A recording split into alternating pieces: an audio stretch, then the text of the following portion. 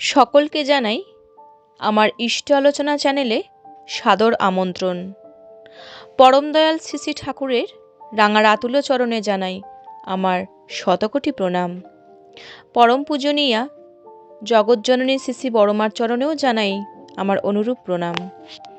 পরম পূজ্যপাদ শ্রী শ্রী বরদাকেও জানাই আমার তদরূপ প্রণাম ও আপনাদের সবাইকে জানাই আমার ভক্তিপূর্ণ প্রণাম ও আনন্দিত জয়গুরু।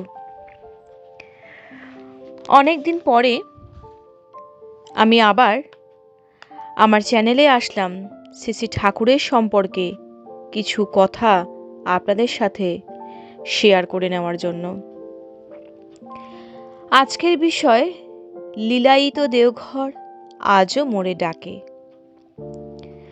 শ্রী শ্রী ঠাকুরের সান্নিধ্যে বিভিন্ন ধর্মাবলম্বী মানুষ বিভিন্ন সময়ে তার পরশ পাওয়ার জন্য, তাকে অনুভব করার জন্য, তাকে জীবনে শক্ত করে ধরে যষ্টির মতো আঁকড়ে নিয়ে চলার মতো সঙ্গী করে নেওয়ার জন্য বিভিন্ন সময়ে সবাই আমরা এসেছিলাম, আজও আসি।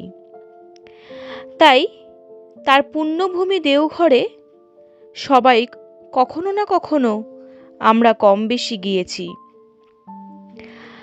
তাই এই বিষয়কে কেন্দ্র করে অধ্যাপক ডক্টর রেজাউল করিমের কথা আপনাদের সামনে তুলে ধরব। ধর্মীয় জগতে আমি শিশু নই, ভ্রূণ মাত্র, যার জন্ম শতবর্ষোপলক্ষে বহুদিন ধরে কলম ধরা। সত্যি বলতে কি, তাকে ঠিক কোনো বিশ্লেষণে বিভূষিত করা যায় তা অন্তত আমার জানা নেই। লক্ষ লক্ষ মানুষের সঙ্গে হয় পরিচয়, কিন্তু কজনকে মনের মণিকোঠায় ধরে রাখি। অন্তরহ যার শ্রীমুখখানা আমার মনের মণিকোঠায় বারবার জাগে, তিনিই হলেন পরম প্রেমময়, তিনিই হলেন পুরুষোত্তম শ্রী শ্রী ঠাকুর অনুকূলচন্দ্র, যাকে সর্বসত্তা দিয়ে অনুভব করে বলি সর্বশ্রেষ্ঠ যুগাবতার। In my opinion, this abnormally normal and wisely foolish man is really no doubt the prophet. আমার মনে হয় জগতে কারোর ক্ষমতা নেই তাকে যথাযথভাবে উপস্থাপিত করার। তিনি স্বয়ম্ভু বা নিজেই নিজেরই সৃষ্টিকর্তা তথা সব কিছুর মূর্ত প্রতীক। আমি মহা বেদনা ভরে ভারাক্রান্ত এই ভেবে যে পুরোপুরি 100 বছর হতে চলল তার মহাবির্ভাব, অথচ আজও ধর্মের দেশ ভারতবর্ষের কোনো নিরপেক্ষ বিশ্লেষক তার স্বরূপ বিশ্লেষণে ব্রতী হলেন না। এটা অতীব দৈন্যের, লজ্জার কথা, কলঙ্কের কথা আমাদের কাছে। তার জন্ম রহস্য তার কাছ থেকে শুনেছি। বারবার আমাদেরকে বলতেন শাসন, পোষণ, তোষণ ও উজ্জ্বল সোহাগের কথা। মাতা মনমোহিনী দেবী ছিলেন তার কেন্দ্রবিন্দু। বন্ধুপ্রীতির উজ্জ্বলতর আদর্শ স্বাক্ষর তিনি রেখে গেছেন তার নিজের পরীক্ষার ফি বন্ধুকে দিয়ে। চিকিৎসক হিসেবে তার রোগ বিশ্লেষণ ক্ষমতা ছিল অতুলনীয়।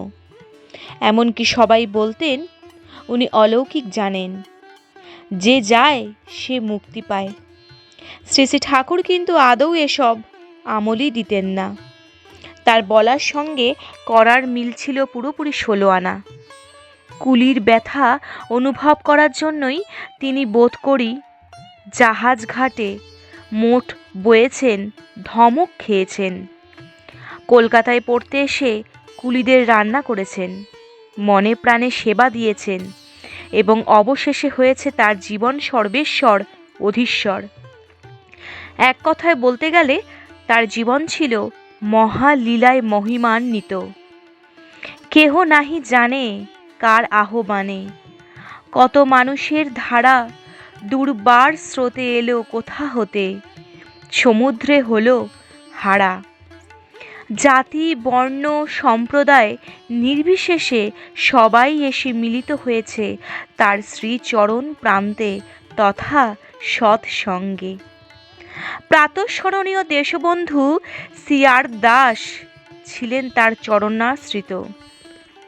শ্রী শ্রী ঠাকুরের স্বরূপ দেশবন্ধু মহাত্মা গান্ধীকেও জানাতে ভোলেননি, দেশবন্ধুকে নিয়ে আমরা গর্ব করি, মাতামাতি করি, নিশ্চয়ই করব, কিন্তু মাথা বাদ দিয়ে শরীরের অস্তিত্ব যেমন নেই, তেমনি তার গুরুকে বাদ দিয়ে তারও অস্তিত্ব কোথায়?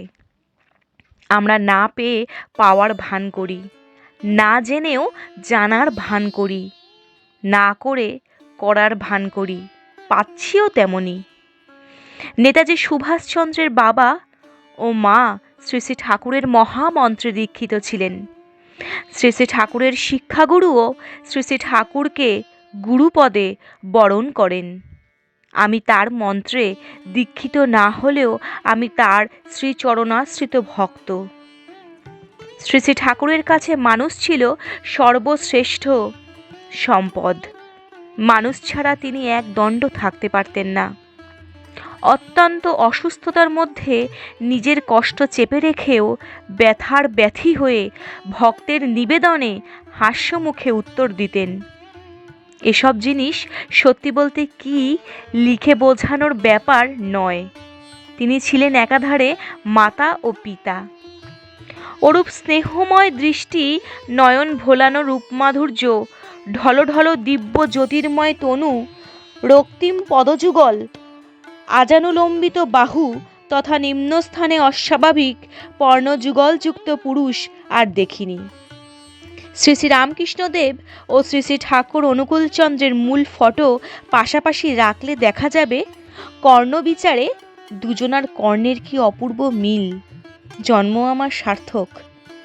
বশিষ্ঠদেব বিশ্বামিত্রকে বলেছিলেন, হে মুনি, তুমি কি সাধুসঙ্গ করেছ? যদি করে থাকো তবে তোমার সমস্ত পাপ মুক্ত হয়েছে। আজ আমিও মহাভাগ্যবান, তৃপ্ত ও মুক্ত কেমন করে হয়ে গেছি তারই অসীম দয়ায় তার সাথে যুক্ত। All road leads to Rome, এর মতো all men lead to Shri Shri Thakur Anukulchandra হয়ে গেছে। হিন্দু, মুসলিম, খ্রিস্টান, জৈন, শিখ সবাই তার শ্রীচরণে আশ্রয় নিয়েছে। হি ইজ ইউনিভার্সাল গুরু। শ্রী শ্রী ঠাকুরের আশীর্বাদে শ্রী শ্রী পদ্মা আজ বাস্তব রূপকার। দিকে দিকে, দিশে দিশে সৎসঙ্গের মন্দির, কেন্দ্র, সৎসঙ্গ বিহার, কত কি গড়ে উঠছে তার ইয়ত্তা নেই। সব খবর শ্রীমান ধরাপতির কাছে পাই আর বিস্ময়ে থ হয়ে যাই। অসংখ্য সভা সমিতিতে যোগ দেবার ও বক্তৃতা দেবার সৌভাগ্য আমার হয়েছে, কিন্তু দেওঘরে বক্তৃতা দেওয়া এক স্মরণীয় ঘটনা আজও মনে পড়ে।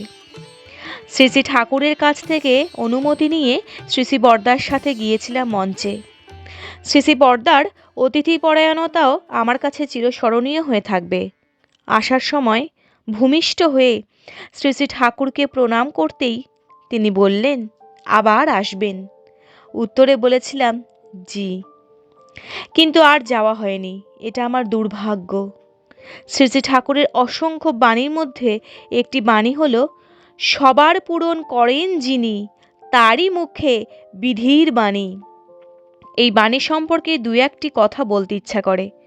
সবার মানে সকলের, বিধির মানে বিধানদাতার, পূরণ মানে পূর্ণ করা। আমি অন্তর্দৃষ্টি দিয়ে, সমস্ত সত্তা দিয়ে অনুভব করি এই বাণীর সত্যতা। এই বাণীর স্রষ্টা কিন্তু দয়া করে ধরা দিয়েছেন এই বাণীর বেষ্টনীতে। কেমন করে? নিজেই প্রশ্ন করি নিজের কাছে। একটি জাতি তথা দেশকে পূর্ণ করে গড়ে তুলতে গেলে চাই তার কৃষ্টি, কৃষি, শিল্প, স্বাস্থ্য ও নিরাপত্তা। এটা বিজ্ঞানের যুগ, চাই সব কিছু বিজ্ঞান ভিত্তিক। শ্রী শ্রী ঠাকুর অ্যাটম ভাঙার বহু পূর্বে অ্যাটমিক থিওরি দিয়ে গেছেন তার বিজ্ঞান বিভূতি বইয়ে। এই বইতে সবই তার নিজস্ব বা মৌলিক চিন্তা। তিনি যে গুরু সেটা শুধুমাত্র কাব্যিক শব্দ নয়, প্রতিটি ক্ষেত্রে তার গুরুত্ব প্রতীয়মান। চিকিৎসায়, সখ্যতায়, চাতুর্যে, সঙ্গীতে, সাহিত্যে, শিল্পত্বে, বিজ্ঞানে, সমাজসেবায়, দারিদ্র্য তথা সংকটমোচনে, চরিত্র মহিমায়, স্বামিত্বে, পিতৃত্বে, বন্ধুত্বে, ভ্রাতৃত্বে, সহ্যশীলতায়, নির্বিকারত্বে, সর্বোপরি অপরূপ লীলায়। এক্ষেত্রে যদি কেবলমাত্র গুরু হিসেবে ধরি, তাহলে এক কথায় বলতে হয় তিনি জগৎগুরু।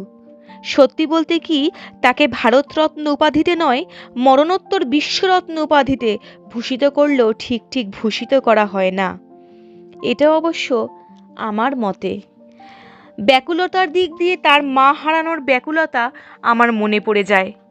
যখনই আমি বিদায় নিতে চাইতাম, তখনই তিনি বিরহ বিচ্ছেদ্য ব্যাকুলতায় মনের কথা একটা অব্যক্ত কষ্ট অনুভব করতেন।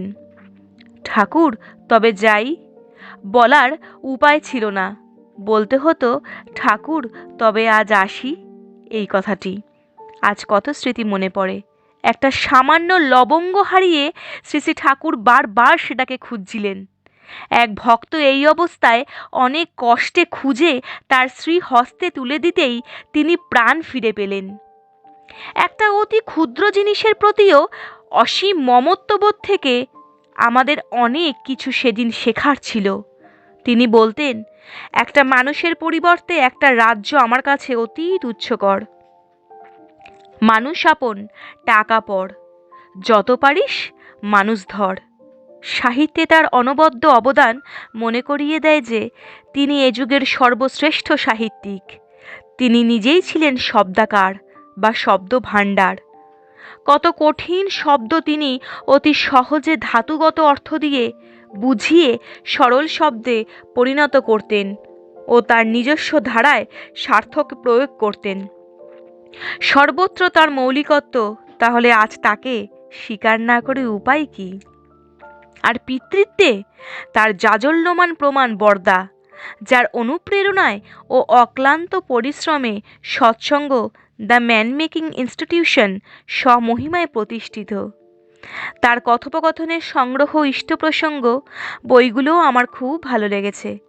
এসব বই সর্বকালের, সর্বজনের অবশ্যই পাঠ্য।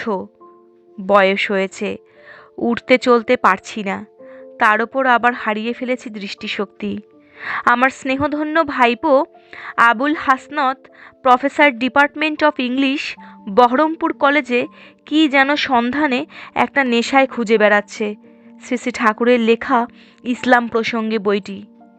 যাকে পায় তাকেই বলে বইটা জোগাড় করে দেওয়ার জন্য। ও বড় বাস্তববাদী।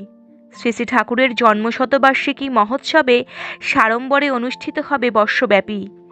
ইতিমধ্যে আলোচনায় সম্পাদক শ্রীযুক্ত বীরেন্দ্রলাল মিত্র মহাশয় সাদর আমন্ত্রণ জানিয়েছেন লীলায়িত দেওঘরে যাওয়ার জন্য। আমন্ত্রণ পেয়ে সারা শরীর রোমাঞ্চ ভরে গেছে। অবশ্য সৎসঙ্গে যাওয়া নিমন্ত্রণের অপেক্ষা রাখে না, কারণ লীলায়িত দেওঘর আজও মোরে ডাকে। তার দয়ায় যদি পঙ্গু গিরি লঙ্ঘন করতে পারে ও অন্ধ দৃষ্টিশক্তি ফিরে পায়, তাহলে আমি কেন পাবো না, বা আমি কেন যাব না? আমার বেঁচে থাকা ও যাওয়া তার ইচ্ছার উপরে। তাই তো তিনি বলে গেছেন, বিরাম বিলাসিতায় সুখ নেই, সুকেন্দ্রিক আত্মনিয়মনই তৎপরতা নিয়ে।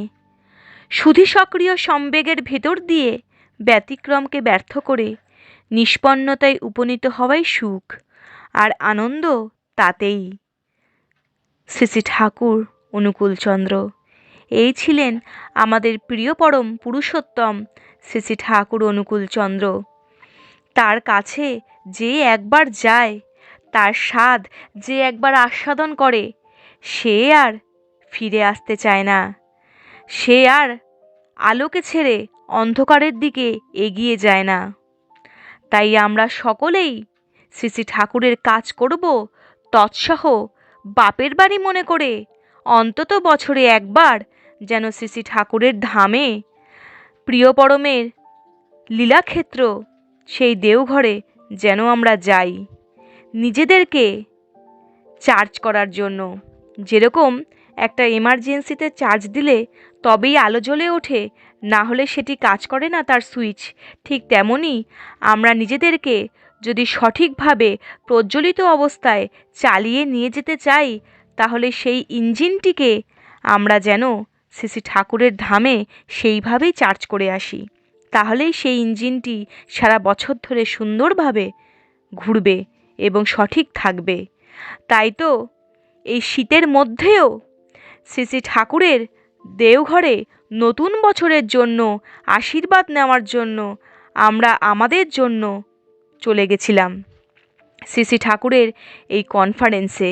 তৎসহ বড়দার জন্ম মহোৎসবকে কেন্দ্র করে আমরা সবাই ঘুরে গিয়ে দেখে শ্রী শ্রী ঠাকুরের স্বর্ণাপন্নে তাকে প্রণাম করে নিবেদন করে আমাদের পরিবারের স্বস্তির জন্য এবং তার কাজ যেন করে যেতে পারি ইষ্ট কাজের জন্য, তাই আমরা গেছিলাম শ্রী শ্রী ঠাকুরের দেওঘর ঠাকুর বাড়িতে। তাই আপনারাও যাবেন এবং মাঝে মধ্যেই নিজেদেরকে ভালো রাখার জন্য শ্রী শ্রী ঠাকুর দর্শন, প্রণাম ও নিবেদন করে আসবেন। আজ এই পর্যন্তই।